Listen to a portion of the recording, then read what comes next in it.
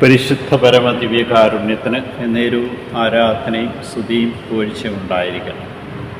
അനന്ത കാരുണ്യത്തിനുറവിടമായ കർത്താവെ, ഞാൻ അങ്ങയെ സ്തുതിച്ചാരാധിച്ച് മാത്രപ്പെട്ട് അങ്ങേക്ക് നന്ദി പറയും.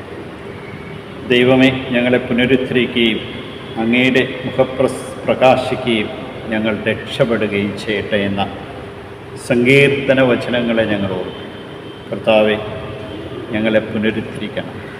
ഞങ്ങളുടെ ജീവിതങ്ങളെ, ഞങ്ങളുടെ ചിന്തകളെ, ഞങ്ങളുടെ ശരീരത്തെ, ആത്മാവിനെ ഒക്കെ വിശുദ്ധീകരിച്ച് അങ്ങയുടെ മുഖം പ്രസാദിക്കുന്ന വിധത്തിൽ ജീവിക്കുവാൻ ഞങ്ങളെ അനുഗ്രഹിക്കണം. ഏലിയ അഗ്നി പോലെ പ്രത്യക്ഷപ്പെട്ടു. അവൻ്റെ വാക്കുകൾ പന്തം പോലെ ജനിച്ചു. അവൻ അവരുടെ മേൽ ക്ഷാമം വരുത്തി. അവൻ്റെ തീക്ഷ്ണമായ ദയിൽ അവരുടെ എണ്ണം ചുരുങ്ങിയെന്ന പ്രഭാഷകൻ്റെ പുസ്തകത്തിൽ ഞങ്ങളെ ഓർമ്മിപ്പിക്കും. പ്രവാചകനെ പ്രവാചകനെന്ന് കരുതി മാനിക്കുന്നവന് ദൈവത്തിൻ്റെ കൃപ ലഭിക്കുമെന്ന് ഞങ്ങളെ ഓർമ്മിപ്പിച്ച കാരുണ്യവാനായ കർത്താവെ, ഞാൻ അങ്ങയെ സ്തുതിക്കുന്നു. പ്രിയമുള്ളവരെ, ഇന്നത്തെ വചനത്തിൽ വളരെ ശക്തമായി നമ്മെ ഓർമ്മിപ്പിക്കുകയാണ്. ഇസ്രായേലിനെ പുനരുദ്ധരിക്കുവാൻ ദൈവം പ്രവാചകന്മാരെ അയച്ചു. പ്രവാചകന്മാരുടെ വാക്കുകൾ അവർ കേട്ടില്ല. അവർ അന്യദേവന്മാരിലേക്ക് തിരിഞ്ഞുകൊണ്ട് ദൈവത്തെ ഇകഴ്ത്തുകയും ദൈവത്തെ വെല്ലുവിളിക്കുകയും ചെയ്യും. ഇന്ന് കർത്താവ് ഓർമ്മിപ്പിക്കുകയാണ്, പുനരുദ്ധരിക്കുവാൻ നിനക്കൊരവസരം തരും. നിൻ്റെ ജീവിതത്തെ മാറ്റുവാൻ നിനക്കൊരവസരം. ഏലിയ വരണമെന്ന് ഇസ്രായേൽ ജനം ആഗ്രഹിച്ചു. ഏലിയ ഉണ്ടായിരുന്നപ്പോൾ അവനെ അവരുടെ പൂർവ്വപിതാക്കന്മാർ പലപ്പോഴും വേദനിപ്പിക്കുകയും അസ്വസ്ഥപ്പെടുത്തുകയും അവൻ്റെ ദൈവത്തെ വെല്ലുവിളിക്കുകയും ചെയ്തു. എന്നാൽ എല്ലാം സംഭവിക്കും. മരിച്ചവിടെ നിന്ന് അവൻ ഉയർത്തപ്പെടുമ്പോൾ എല്ലാവരും രക്ഷയിലേക്ക് വരും.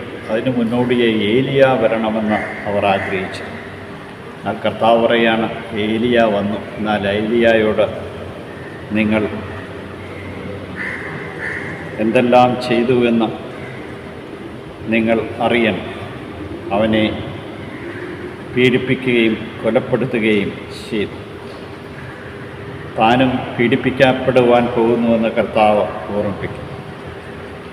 പ്രിയമുള്ളവരെ, ദൈവത്തിൻ്റെ കൃപയും അനുഗ്രഹവും നഷ്ടപ്പെടുത്താതെ ജീവിക്കുവാൻ നമുക്ക് ഇന്ന് പ്രത്യേകമായിട്ടും പ്രാർത്ഥിക്കാം.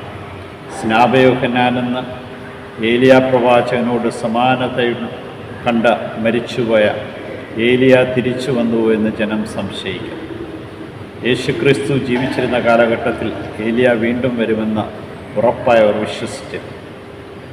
കർത്താവിൻ്റെ മഹത്വം ഭീതിജനകമായ ദിവസം വരുന്നതിന് മുമ്പ് പ്രവാചകനായ ഏലിയ വരുമെന്ന് മലാക്കി പുസ്തകത്തിൽ ഓർമ്മിപ്പിക്കുന്നുണ്ട്. ഈ ഏലിയ പ്രവാചകൻ്റെ ദൗത്യവുമായി കടന്നുവന്ന സ്നാപയോഹന്നാൻ. ഈ സ്നാപയോഹന്നാൻ വഴികാട്ടിയായി മാറി.